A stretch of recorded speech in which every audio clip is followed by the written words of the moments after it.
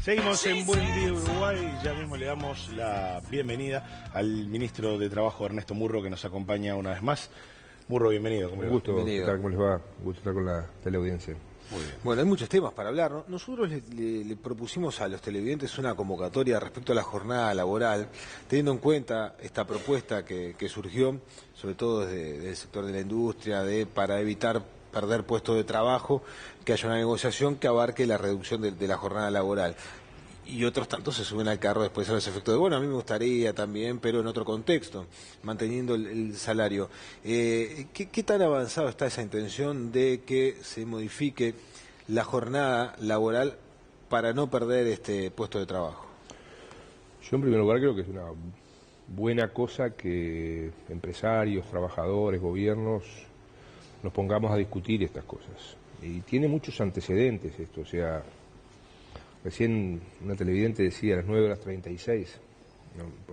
Yo cuando trabajé en una fábrica, trabajé 15 años y trabajamos 9:30. Las 9:36 viene porque justamente la forma en que uno divide las 48. Las 48 horas divididas 5 días. Y nosotros trabajamos, por ejemplo, las 9 horas, hemos hecho un convenio, correspondería a las 9:36, trabajábamos 9 horas, si no faltábamos, en lugar de cobrar 45, cobrábamos 48, sin tener faltas ni llegadas tarde.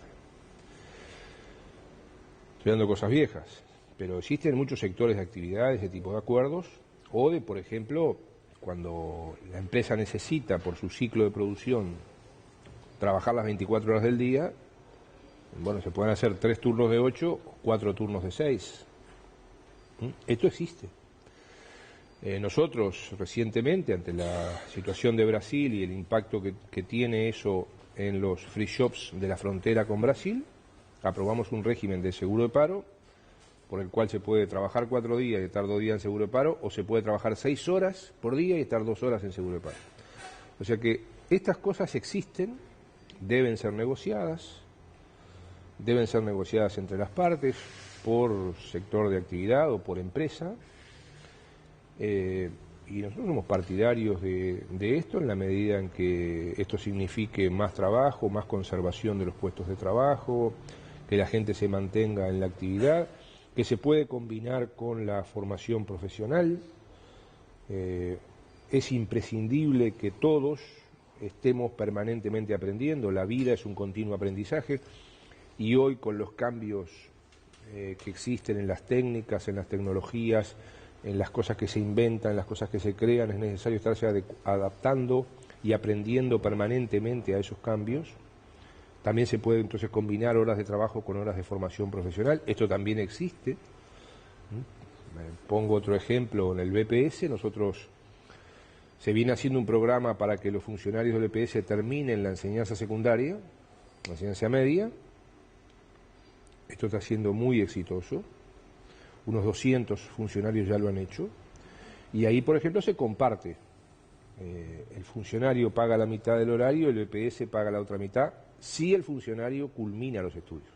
Si no culmina los estudios, el funcionario tiene que devolver todo el horario. ¿Y en ese sentido afecta la jornada laboral o lo hace por fuera de su jornada laboral? No, en ese caso, reitero, en ese caso se comparte el horario de estudio, mitad la paga el organismo, o sea que hay una parte del horario de estudio que es pago y reduce la jornada de trabajo. Claro. Pero reitero, en ese caso no está hecho por la preservación de puestos de trabajo, sino que está hecho por la formación profesional de los trabajadores. Y esto funciona, o sea, yo creo que es una buena idea, me parece bien que lo haya planteado la Cámara de Industria, que lo haya aceptado discutir el PCNT, y bueno, veremos qué es lo que sucede. Esto tiene que discutirse imprescindiblemente en el ámbito de la negociación colectiva, y en eso estamos.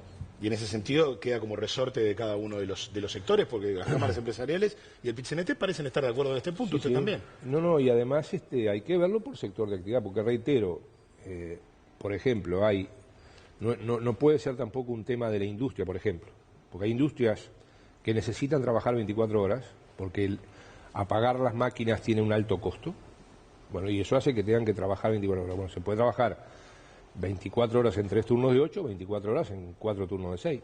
Esas son organizaciones que se dan a las empresas Y después cómo eso se compensa salarialmente también son discusiones que se dan en las empresas, ¿no? Y cabe que en alguna negociación colectiva, perdón, Cristian, ante las reglas de juego marcadas por el gobierno y la coyuntura del país, ¿no? De que el crecimiento no está vertiginoso como hace algunos años, hay desaceleración en la economía, se plantea esto, bueno, no consigo el incremento en el salario, pero puedo apostar a reducir la jornada laboral. Yo creo que la negociación colectiva se viene dando con normalidad, todos estamos aprendiendo en este proceso. Los lineamientos que aprobamos en el Poder Ejecutivo, que se pusieron en práctica el año pasado,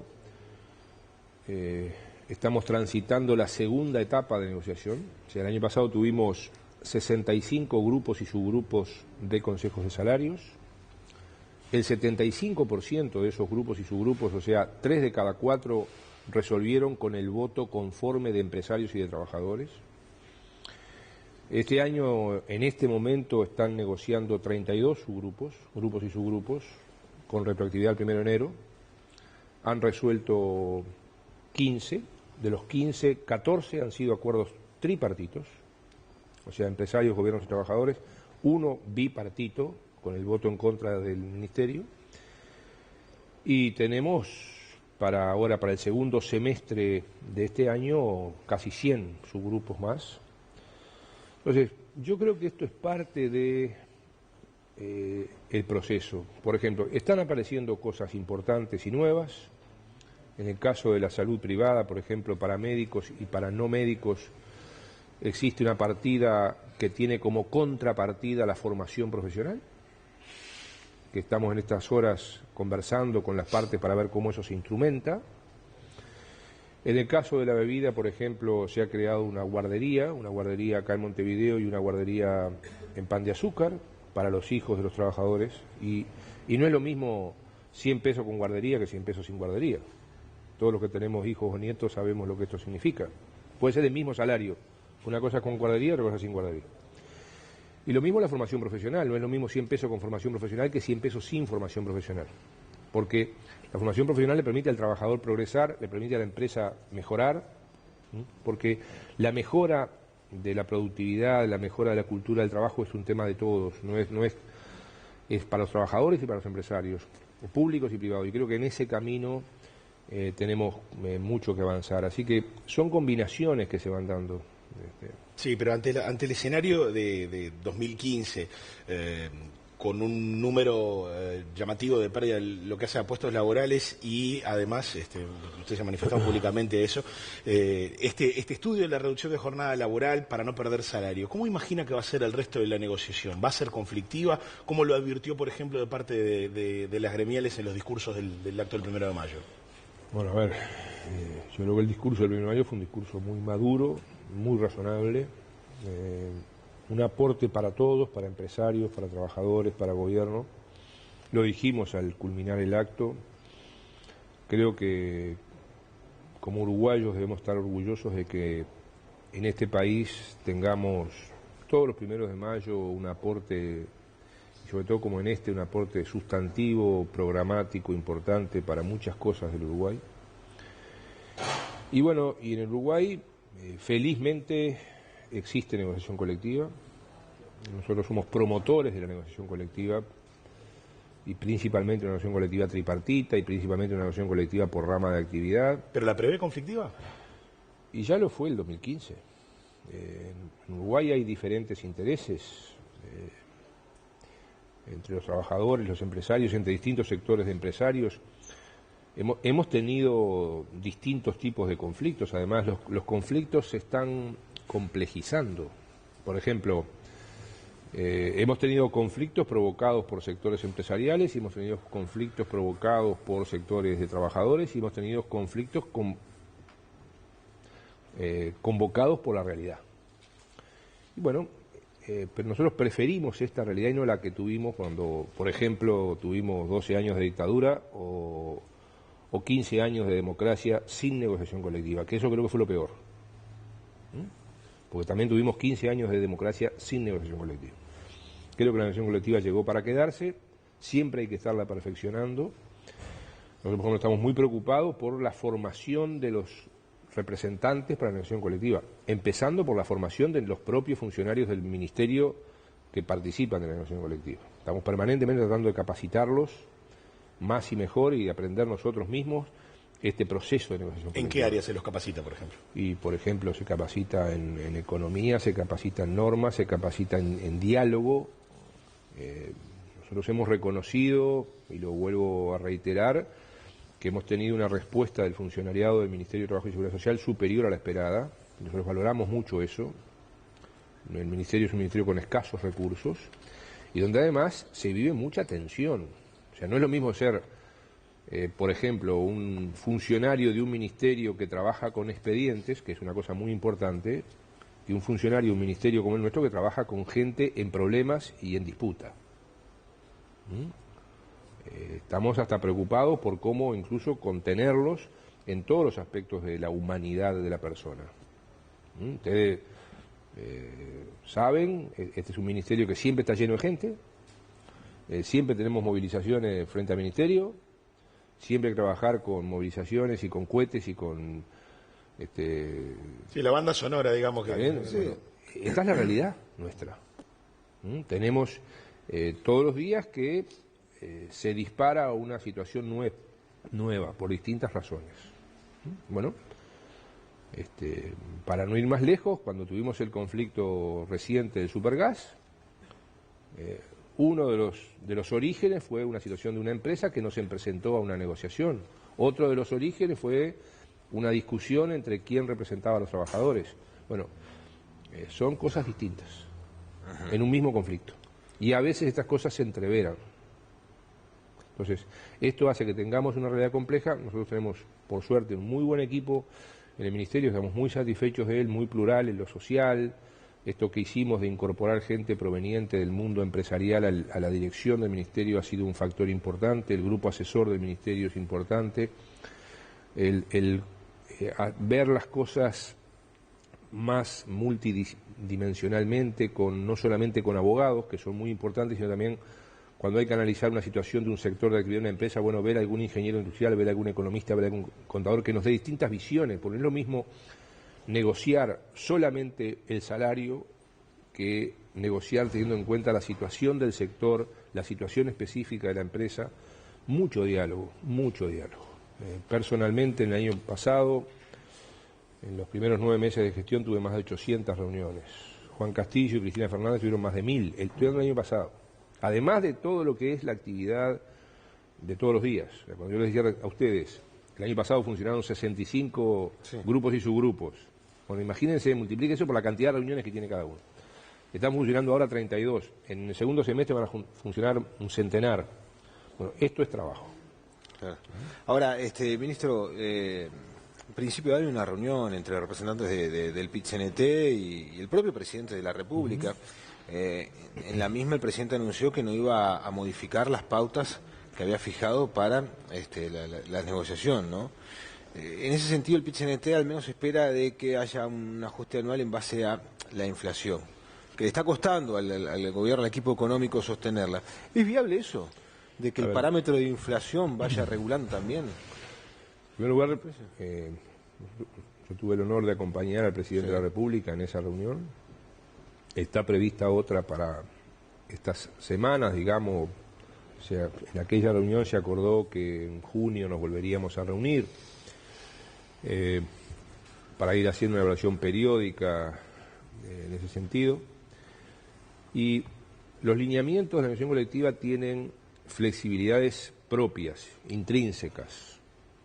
Por ejemplo, en esa reunión acordamos que los lineamientos que estaban vigentes para el 2015 se mantuvieran en 2016.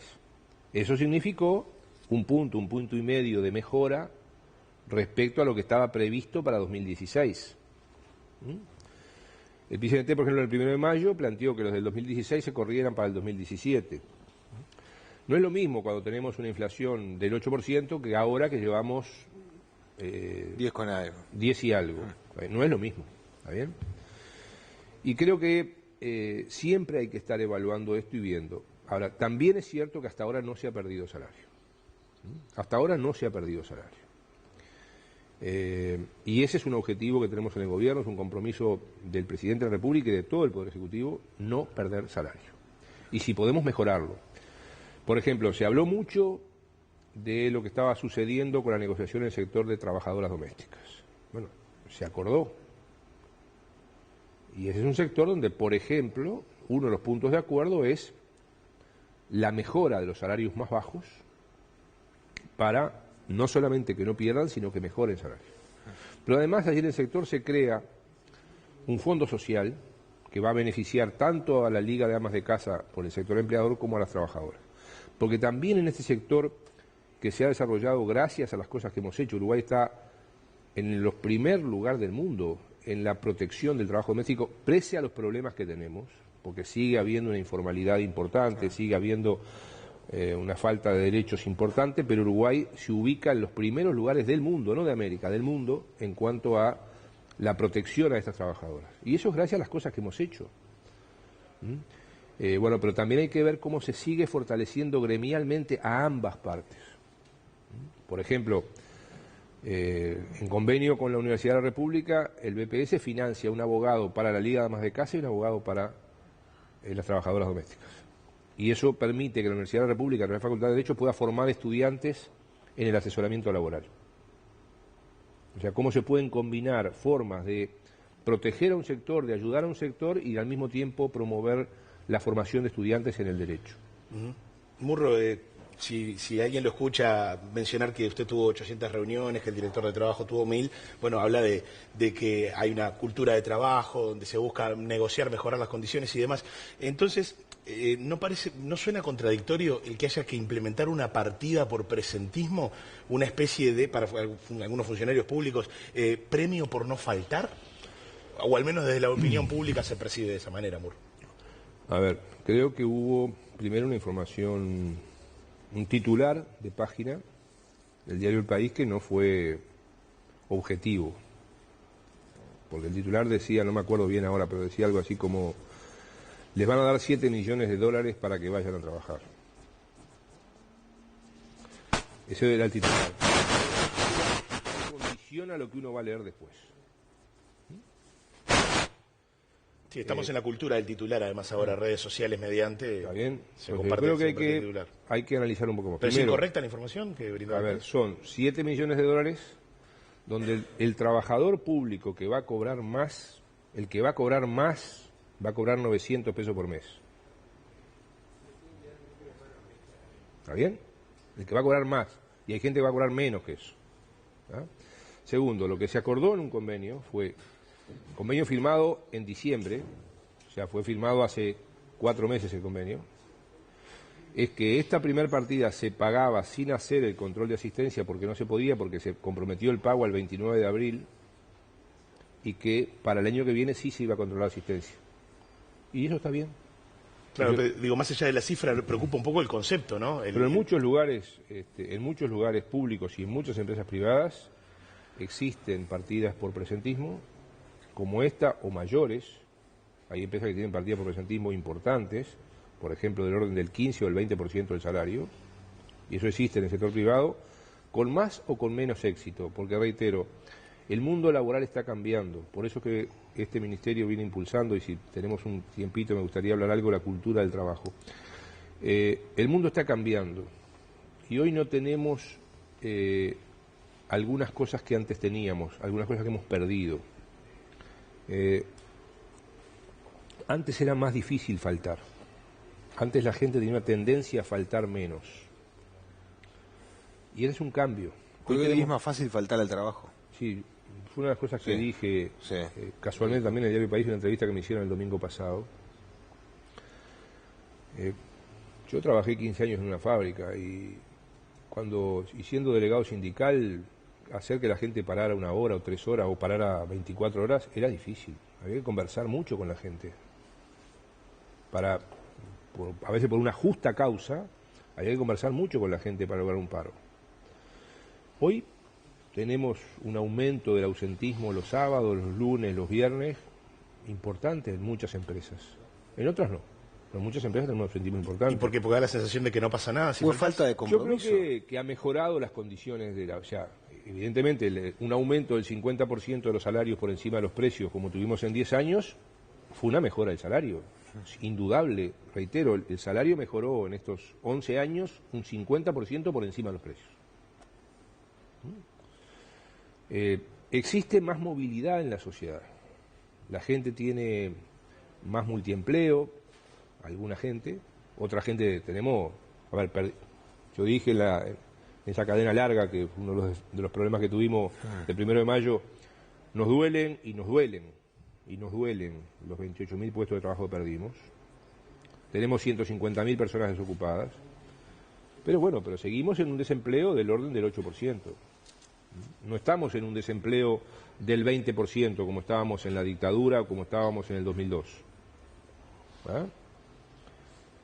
Cuando hay mayor desempleo, cuando hay más cantidad de gente desocupada, se tiende a faltar menos, porque se sabe que hay gente esperando para entrar. Cuando baja el desempleo, esa es una realidad. Cuando han mejorado los salarios, esa es una realidad. Tenemos una mayor movilidad en el país.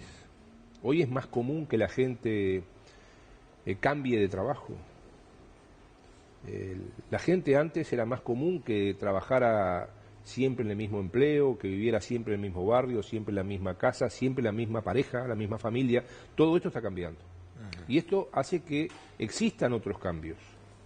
El aumento de participación laboral de la mujer, que es una cosa positiva. Bueno, por eso estamos creando el Sistema Nacional de Cuidados, porque en una sociedad como la nuestra, donde la mujer sale a trabajar, pero además sigue siendo la que principalmente cuida a los hijos, cuida a las personas enfermas, cuida a las personas con discapacidad, cuida a las personas de mayor edad, bueno, todo no lo puede hacer. Es necesario el sistema de cuidados. Pero esto hace que también, a veces el hombre tenga que faltar, a veces la mujer tenga que faltar. Imagínense una mujer, una trabajadora doméstica que vive en el cerro y tiene que ir a trabajar a Pocitos. Va a trabajar más tranquila si sus 3 hijos están cuidados, si sabe cómo están. Entonces, todas estas cosas creo que tenemos que analizarlas y no ver el ausentismo solo. El ausentismo no hay que verlo como una cosa sola. Nosotros veíamos, por ejemplo, hace poco una publicidad de Zona América, una importante empresa, que decía, ¿por qué no ir con la guitarra al trabajo? Como una forma de motivar, porque ellos, por ejemplo, hay muchos estudios que han hecho investigación del mercado laboral en Uruguay que establecen que la gente se cambia de trabajo y no es mayoritariamente por el salario. Hay gente que cambia de trabajo para ganar menos salario, y va a ganar menos salario. Se cambia por otras razones, por múltiples razones. Bueno, eso tenemos que estudiarlo, tenemos que verlo, tenemos que saber por qué pasan estas cosas en el país. Claro. Hay varios temas y nos quedan Imagínense que escasos. Que alguien entre a un organismo público y vea a alguien tocando la guitarra. No. Está para diario, ¿no? Bueno, se arma un lío bárbaro. Se arma un lío bárbaro. Sí. Ahora, una importante empresa privada dice, Ojo, ¿por depende qué cómo no ir toque con la también, guitarra al trabajo? O sea, ver cómo se motiva a la gente, porque aunque bajó la cantidad de trabajo en el Uruguay, y estamos trabajando para ver cómo atenuamos y cómo mejoramos eso, pero estas realidades también son realidades que nos deben preocupar, porque en Uruguay somos 3 millones y pico, vamos a seguir siendo 3 millones y pico, por tanto debemos mejorar la calidad de nuestro trabajo. Los gobernantes debemos ser mejores gobernantes, los empresarios mejores empresarios, los trabajadores públicos y privados mejores trabajadores. Hay una generación de trabajadores que si no se siente cómoda hoy por hoy, hay estudios que lo han determinado, generación que si no se siente a gusto en un trabajo, si no empatiza, si no siente que lo nutre desde determinado lugar, lo salarial queda en segundo plano. Sí. Y esta realidad también es nueva. Esta realidad también es nueva. Entonces tenemos que ver cómo se atiende eso. Por eso esa importancia que nosotros le damos, por ejemplo, cuando vimos que el 40% de trabajadores y empresarios en actividad no había culminado la enseñanza media. Bueno, se está haciendo un programa para ayudar a que empresarios y trabajadores culminen la enseñanza media. Cuando vemos, por ejemplo, la necesidad de formación permanente, que antes no era así, antes teníamos un mundo más compartimentado, se estudiaba, después se trabajaba y después se jubilaba. Bueno, hoy vemos que estas cosas están cambiando. Sí. Primero, es necesario aprender siempre. La vida es un continuo aprendizaje y cada vez más rápido. Si pensamos que hace solo 25 años no había ni celular ni internet. Yo cuando hablo con mis nietos les digo, no había, cuando yo tenía la edad de ustedes no había celular. Y dije, ¿cómo vivían? Sí, lógico. ¿Está bien? El mundo va cambiando. Pero cambia todo con una rapidez. ¿Está bien? O sea, hoy estamos preocupados por cómo regular los drones. Sí. ¿Ah?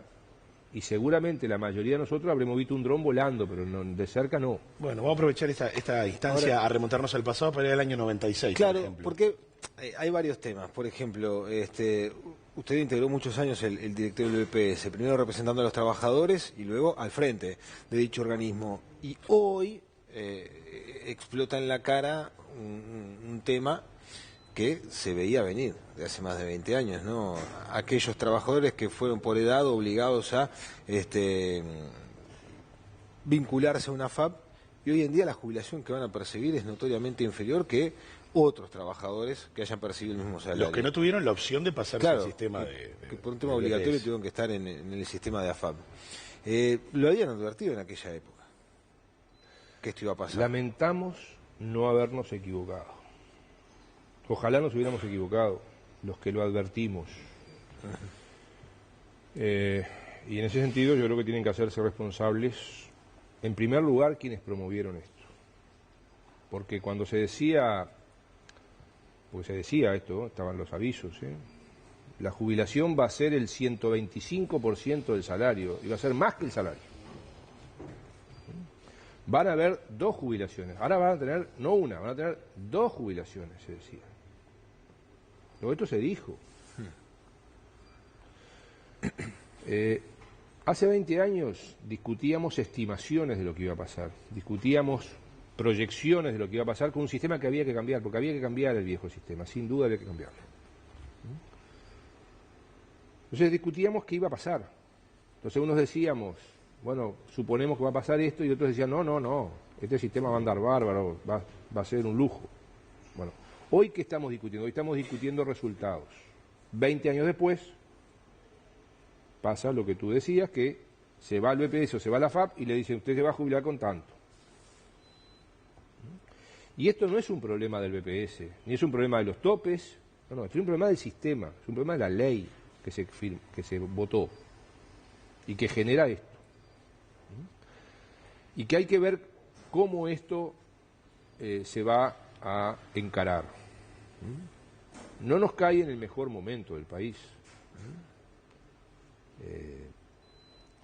pero hay que encararlo, porque este es un problema real que existe, y reitero, porque yo he escuchado a alguna gente que ahora sale apresuradamente a proponer soluciones sin mucho estudio, sin reparar en lo que se le hizo a la gente. Hay que ver también esto qué impactos financieros tiene, a corto plazo y a largo plazo. Entonces, ¿qué es lo que estamos haciendo? Bueno, se está estudiando este tema, se ha conformado un grupo de trabajo con el Ministerio de Economía, con el BPS y el Ministerio de Trabajo y Seguridad Social, se ha conversado con la bancada del Frente Amplio, que tiene predisposición a encarar este tema. Hemos estado dialogando con el PICNT, fundamentalmente con los trabajadores, y vamos a ver qué hacemos. Pero lo primero, porque creo que hay quienes están eludiendo su responsabilidad. Y lo primero es que debe asumirse esto, porque cuando se genera una cosa como esta, hay que primero asumir la responsabilidad y después vamos a ver cómo encaramos su solución. Pero asumir la responsabilidad de decir nos equivocamos en su momento, porque esto en definitiva la solución aparecería a través del Estado uruguayo. Como siempre. Pero usted pretende que un Como sinceramiento siempre. de las autoridades de la época que digan culpa. nosotros estuvimos... Porque el tema es que, a ver, reitero, acá esto se discutió poco en su momento. Nosotros pensamos siempre, es lo que estamos tratando de hacer, que todos los cambios que hay que ir haciendo en seguridad social hay que ir haciéndolos mediante el diálogo y gradualmente. Este fue un cambio de shock. Ese es un primer error, haber cambiado de shock el sistema. Reitero, el sistema que había que cambiar. Nosotros somos partidarios de cambios graduales. Por ejemplo, yo miro con mucho cariño Japón establece en su constitución que hay que revisar el sistema, y hay varios países desarrollados que tienen, incluso en su constitución, mecanismos de revisión permanente de los sistemas, porque el mundo va cambiando. Por ejemplo, tenemos un mayor envejecimiento de la población. Sí. Uruguay es de los países más envejecidos del mundo. Son realidades que tenemos. En lo que decíamos hace unos minutos, antes las mujeres trabajaban menos fuera de la casa. Ahora trabajan más fuera de la casa y siguen trabajando igual que antes adentro de la casa en general. Bueno, estos cambios los debe atender el sistema de protección social. Por eso estamos creando un sistema nacional de cuidados. Por eso, hace muy poquito, creamos una ley por la licencia por maternidad, paternidad y medio horario de cuidado, para atender esta situación, y eso es parte del sistema de seguridad social. Por eso asociamos en el 2008 el sistema de seguridad social con el sistema de salud. Por eso ahora en julio están ingresando decenas de miles de jubilados que aún están por fuera del FONASA, están ingresando ahora en julio al FONASA dentro de 2 meses. Entonces, todo esto hay que tenerlo en cuenta, porque no es lo mismo cobrar una jubilación con FONASA, con sistema de salud, con mutualista, que sin sistema de salud. Ahora, ¿pero hay con qué? ¿Hay de dónde sacar? Porque cada error que se comete por parte de quien gobierna, saco todos los partidos, históricamente hablando, cuesta dinero, por ejemplo cuesta dinero.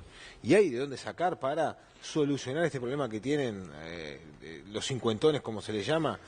Como por ejemplo, bueno, también ocurrió con el error que se cometió con los judiciales, de que estaban enganchados en la ley y se generó un aumento y ahora reclaman, juicio mediante también, eso también le cuesta al Estado. ¿Hay de dónde sacar, en este caso, para reparar el error cometido con aquellos que hace 20 años se vieron obligados a entrar en un sistema?